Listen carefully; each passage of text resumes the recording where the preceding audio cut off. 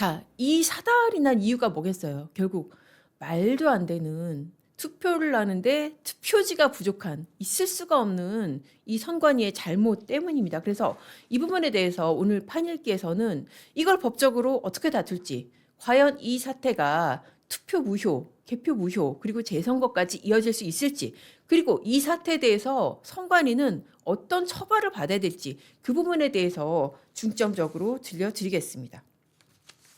자, 이렇게 해서 오늘 이제 2,000명분 투표지 이제 뭐 방금 전에 1시간 전에 개표 시작했다고 하니까 이렇게 되면은 법적으로 최종적으로 오세훈 후보가 이제 당선자로 확정이 될 것 같은데, 그렇다고 해서 우리가 이 서울시장 선거를 정말 이겼다고 해서 이 사태 이대로 끝나서는 절대 안 됩니다. 여러분들 다 같이 그렇게 생각을 하실 거예요. 만일 이 사태를 이대로 넘어가면은 이번에는 50% 준비했다고 그런데 그냥 넘어가잖아요. 다음에는 20% 30% 준비해서 정말 이거보다 훨씬 더 많은 유권자들이 투표 못하고 돌아가도 그냥 어찌할 수 없는 그런 사태가 반복이 될 겁니다. 그래서 오늘 이 사태 우리가 두 눈 뜨고 제대로 점검을 하고 제대로 처벌하고 책임자 징계하고 선관위를 그야말로 해체에 가까운 수준으로 그렇게 재편을 해야 합니다. 자, 오세훈 후보도 사실 당선 일성이 그거였어요. 지금 민주주의의 가장 기본이자 신성한 권리인 시민의 참정권을 침해받는 사태에 대해서 깊은 유감을 표한다. 선관위를 해체하고 새로 만든다는 각고의 심정으로 혁신해야 된다. 그러면서 중요한 얘기를 했습니다. 이재명 대통령도 책임을 면할 수가 없다. 왜? 우리 국가적인 사태가 날 때마다, 대형 사고가 날 때마다 대통령의 책임을 물었던 게 민주당의 입법 아니었습니까? 세월호도 그렇고 다 그랬잖아요.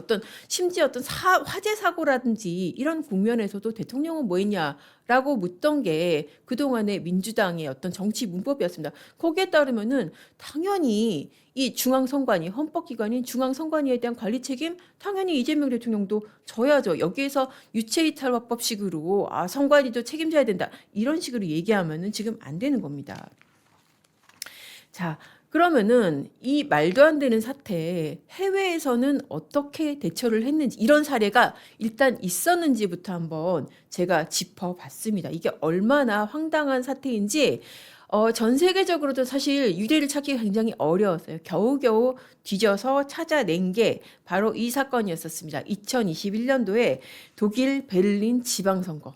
독일 베를린 대선도 아니고 총선도 아니고 지방선거까지 찾을 일이 있으리라고 우리가 생각을 했겠습니까? 자, 독일 베를린 지방선거에서도 이런 비슷한 일이 있었다고 합니다. 유권자 수보다 투표용지가 부족했다고 그래요. 그래서 투표소가 마비가 됐습니다. 자, 그때 당시에 독일 헌법재판소가 어떻게 판결을 했을까요? 베를린 지방선거 전체가 다 무효다. 다시 선거를 해라. 해당 투표소뿐만 아닙니다. 전체가 다 무효다라고 다시 선거를 해라. 그렇게 철퇴를 내렸습니다. 이렇게 투표 관리를 허술히해가지고 참정권, 국민의 기본적인 권리잖아요. 참정권이 훼손된 선거는 이건 민주주의 선거로 인정할 수가 없다라고 그렇게 독일 연방헌법재판소가 판단을 한 것입니다. 자, 그러면은 우리나라도 생각할 수 있는 게, 물론 이제 오세훈이 됐는데 그냥 넘어가자 뭐 이렇게 생각하시는 분도 있겠지만은, 오세훈 시장이 당선이 된 건 된 것이고 선관위의 과오라든지 이로 인한 투표 효력은 정말 다시 점검할 필요는 있습니다. 과연 우리 민의가 제대로 반영이 된 것인지 이건 다시 점검할 필요가 있어요. 그래서 그런 차원에서 짚어드리는 건데요. 우리나라에서 과연 법원이 선거를 무효라고 본 사례가 있었을까요? 없었을까요? 여러분 어떨 것 같으세요? 정말 제가 이것도 정말 힘들게 찾았는데 26년 전에 한 번 있었습니다. 자, 이 사건이 뭐였냐면은 2000년 16대 총선이에요.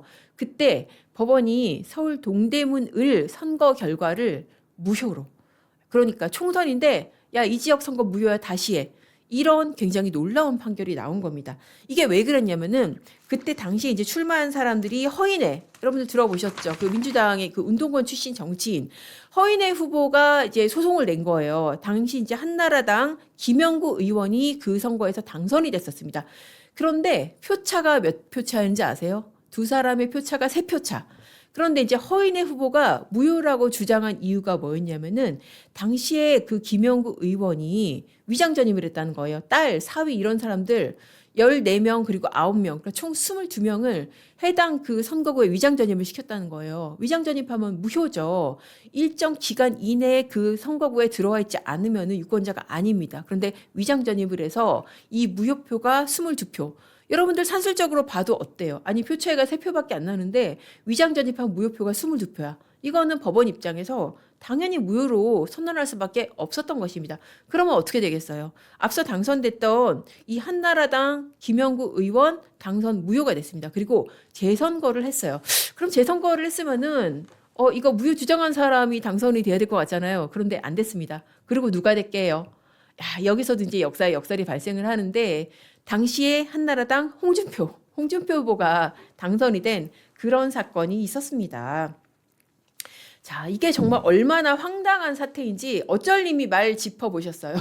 저도 이 말씀 드리고 싶었어요. 수능 보러 갔더니 문제지가 부족한데, 아니, 우리 지금 문제지가 부족한데 이거 꼭, 시험 보실 거예요. 그렇게 묻는 거하고 마찬가지고요. 저는 이런 비유도 생각을 해봤습니다.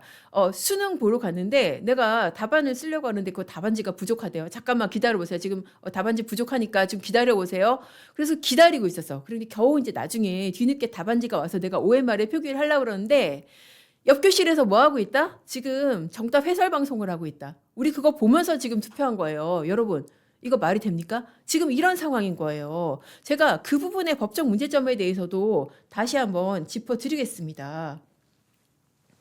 자, 그렇죠. 지금 어쩔님이 지금 계속 잘 지적을 해주시고 계시는데 대통령이 저질 얘기를 하니까 우리도 지금 그대로 돌려줄 수 있을 것 같습니다. 투표지가 부족해서 투표를 포기하게 만드는 거 이건 정말 저질 지배를 위한 빌드업이 정말 그런 문제 제기를 할 만도 한 상황입니다. 맞습니다. 지금 누구의 책임론 부분에서 대통령도 당연히 빠질 수가 없습니다. KR 리님 1640님 선거 준비도 안 해놓고 투표하라고 한 거잖아요. 대통령이 제가 좀 이따가 짚어드리겠지만 본인은 투표 독려만 했다라고 그렇게 빠져나가려고 하잖아요. 좋습니다. 본인 말대로 투표 독려만 했다라고 한다면은 아니 투표를 할 수 있게 준비를 해둬야죠. 준비도 안 하고 문제지 답안지 준비도 안 하고 시험 보라고 한 이 꼴에 대해서 좀 어떻게 책임을 질 겁니까? 자, 여기에 대해서 그러면 우리가 법적으로 이 선거를 무효화시킬 수가 있을 것인가? 제가 이 부분에 대해서 언제나처럼 저의 생각만으로 말하지 않습니다. 법원에 있는 현직 판사들, 선관위원장 경험을 지낸 판사의 어떤 코멘트까지 포함해서 제가 취재한 내용들을 단독으로 들려드리겠습니다. 자, 선관위는 아예 그냥 뭐 선을 치고 있어요. 이거 선거 연기 사유도 아니고 재선거 사유도 아니다. 그러니까 투표지가 부족한 것은 천재지변이나 기타 사유에 해당하지 않는다라고 해서 빠져나가려고 합니다. 자, 그럼 우리가 여기서 네, 알겠습니다. 그러면 이번 투표 그냥 다 유효한 거로 하고 그냥 다시 뭐 투표한 개봉해가지고 선거 끝낼게요.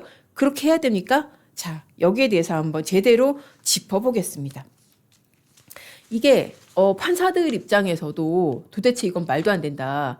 납득을 못 하겠다는 거예요. 심지어 이제 어떤 판사가 이런 얘기도 했습니다. 나는 기본적으로 난 부정선거 있다고 생각 안 해.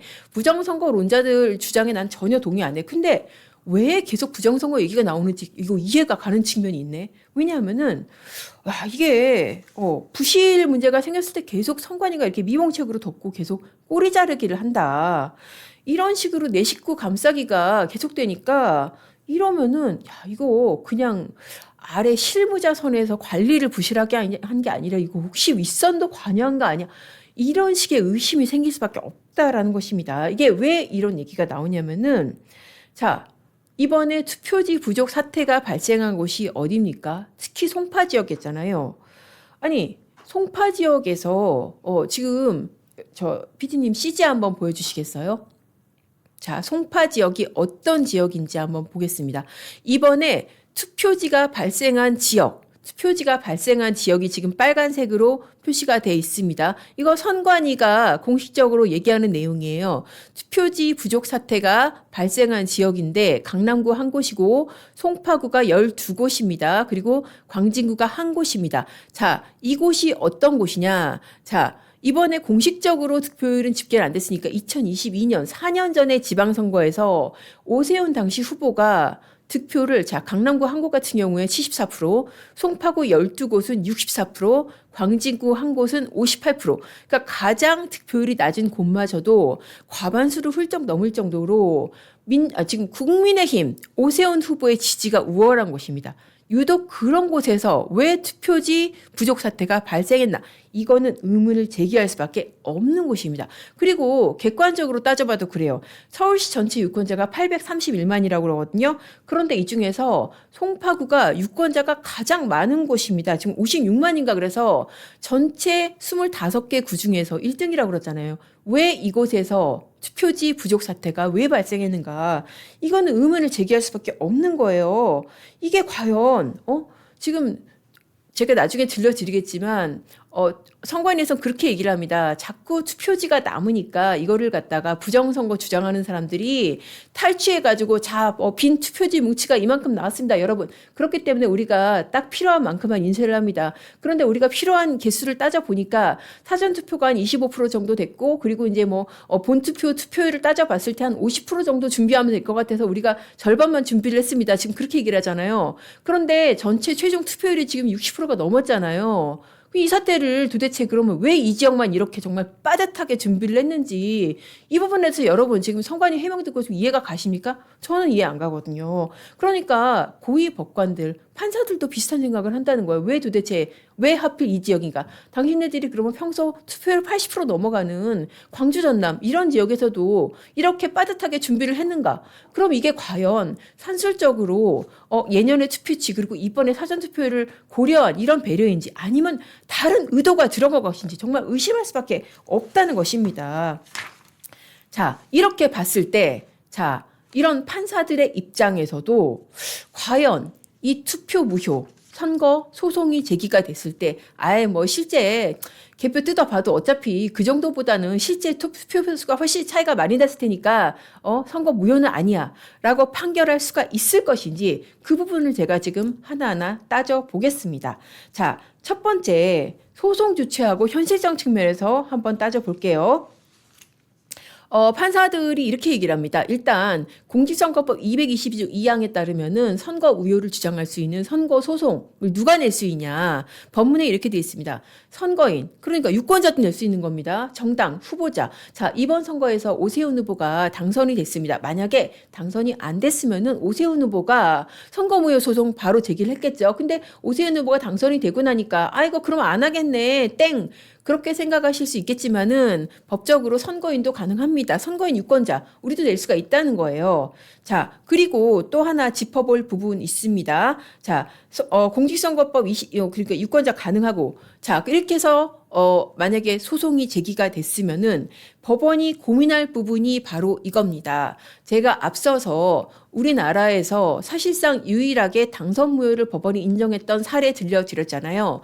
그 사례에 보시면은 전체 표 차이가 3표인데 무효표가 22표예요. 그러면은 산술적으로 법원 입장에서도 이거는 무효를 안 할 수가 없는 사안이에요. 자, 이거를 기준으로 삼는다 그러면은 이번에는 사실 택도 없긴 하죠. 왜냐하면은 오세훈, 정원호 표차가 지금 5만 표가 넘는단 말이에요. 그런데 지금 개표 시작한 거 이거 기껏해야 2,000표, 다 해서 2,000표가 오세훈 표라고 하더라도 전체 선거 결과에는 영향이 없단 말이에요. 그러면은 기각할 것인가? 이 부분에 있어서 한번 조항을 한번 살펴볼 필요가 있습니다. 자, 당선 무효를 판단하는 기준이 이렇게 됩니다. 공직선거법 224조.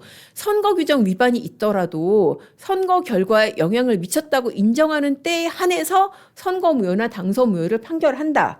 라고 그렇게 돼 있습니다. 자, 그렇게 봤을 때는 단순히 산술적으로 보면은 지금 표 차이가 3표밖에 안 나면은 22표가 무효표면 당연히 당선 무효라고 보는데 이번 같은 경우에는 진짜 오세훈 정원우 투표를 이거를 무효로 하는 건 좀 억지 아니야? 그렇게 생각하실 수 있습니다. 그거는 충분히 산술적으로 그렇게 생각을 할 수가 있어요. 그런데 법원의 진짜 고민은 다른 데 있습니다. 제가 통화한 판사들이 뭐라고 하냐면요.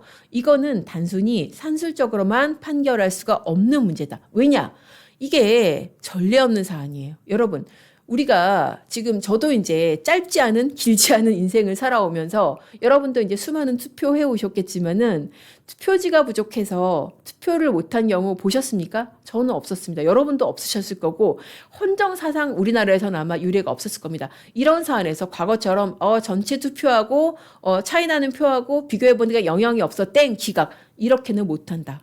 왜냐? 이거는 사실 어떻게 보면은 경고적인 의미가 있고 법원에서도 어떻게 보면은 전례를 세우는 그런 의미가 있는 거예요. 왜 우리 계엄 사건, 계엄을 내란이라고 판결한 이유에 대해서 이 판사가 이렇게 얘기를 합니다. 이게 법적으로는 논란이 있을 수가 있는 부분이지만은 만약에 이 계엄에 대해서 비상계엄에 대해서 이런 식의 비상계엄에 대해서 만약에 법원이 무죄 판결을 한다. 그러면 앞으로 대통령이 정치적 위기가 닥칠 때마다 그냥 계엄을 선언을 하게 되는 그런 효과를 가져오게 되기 때문에 이거는 경고적 의미에서도 계엄을 내란으로 볼 필요가 있다라고 이렇게 얘기를 합니다. 현직 판사가. 그러면은 이번 같은 경우에도 마찬가지로 자, 실제 투표에 영향을 안 미쳤으니까 이거는 위법이 아니다. 그렇게 볼 수 없다는 거예요. 위법은 인정이 될 수밖에 없다. 다만 실제 투표에 영향을 미치지 않았기 때문에 서울시장 선거는 선거무효 사유가 아니라고 볼 수가 있다라는 것입니다. 그런데 뭐는 다르다? 시의원, 구의원 이건 다를 수가 있다는 거죠. 실제로 그렇지 않습니까? 2,000표라고 한다면은 실제 여러분 개표 결과 보면은 전국적으로 뭐 한 표 차이로 뒤집어진 데도 있고 그렇잖아요. 저희 동네도 그렇고 실제로 시의원, 구의원, 특히 구의원 같은 경우에 같은 국민의힘이었더라도 다 후보가 여러 후보가 나온 사람들이 있습니다. 이런 사람들 같은 경우에 정말 몇 표 차이로 당락이 갈릴 수가 있는 거예요. 그런데 저 2,000표 안에 어떤 표가 있을지 모르는 거예요. 이런 경우는 정말 선거무효 재선거로 갈 수가 있다. 그래서 판사들이 이렇게 얘기를 합니다. 양 기자, 글쎄 내가 봤을 때는 이거는 정말 위법은 맞아. 왜냐하면은 실제로 내가 봐도 이게 사전투표 결과 이건 출구조사 결과가 공표된 이후에 진행된 투표 이것도 굉장히 위법의 소지가 있고 그리고 투표 중단하지 않은 부분 이것도 다툴 소지가 있고 이렇게 해서 위법은 맞는데 전체 서울시장 선거에서는 판에 영향이 없었다고 하더라도 구의원, 시의원 이 정도는 내가 보기에는 이거 투표 규모 따져가지고 나는 이거 위법 무효라고 선언하고 재선거할 수 있을 것 같은데? 라는 얘기를 했었습니다. 맞습니다. 그래서 케빈님 말씀대로 구의원 정말 절대적인 영향 저도 동감을 합니다. 이거는 충분히 이 선거무효 소송 제기되면은 법원으로서도 고민을 해서 선거무효 재선거로 이룰 수 있는 부분이라는 생각이 듭니다. 자, 그렇게 해서 이 부분은 일부 이 시의원 그리고 구의원 이 부분은 충분히 영향이 있을 수가 있고요. 자, 그리고 또 이 부분은 100% 받아들여질 거라고 보는데 여러분들 아마도 지금 눈 밝은 로펌에서 이미 시작을 하지 않았을까 싶은데 국가배상 그러니까 투표권을 침해당한 유권자 입장에서 국가배상 소송 충분히 낼 수 있고 저는 이거는 승률은 거의 100%라고 봅니다. 이거는 국가의 과실이잖아요. 선관위도 과실 인정했잖아요. 추계 잘못한 과실 인정했죠. 지금 50% 예년에는 한 전체 유권자의 60% 선에 준해서 준비를 하는데 이번에는 50%로 준비를 했다는 겁니다. 사전투표율 감안해서. 그런데 지금 실제 투표율이 지금 60%가 훨씬 넘었던 거잖아요. 이거 충분히 과실이죠. 그냥 과실이 아니라 저는 중과실이라고 봅니다. 이 과실에 대한 국가배상 이걸로 인해서 내가 기다리다 돌아간 사람도 그렇고 또 실제로 이 투표소 안에서 기다리다가 늦게 투표한 사람 지금 출구조사 결과 개표 결과 다 듣고 투표한 사람도 그렇고 투표권 침해로 인한 손해배상 소송 내면은 거의 100% 받아들여진다고 봅니다. 이건 정말 그야말로 민주주의의 근간을 뒤흔든 참사입니다. 그래서 선관위 정말 그야말로 해체 추진 개혁해야 되고 법적 책임 충분히 물어야 되고 여기에 대해서 선거 무효, 당선 무효 소송 제기되면은 법원이 어떻게 할지 우리가 한번 두 눈 뜨고 지켜볼 필요가 있고 이 경과도 제가 충실하게 앞으로도 전달을 해드리겠습니다.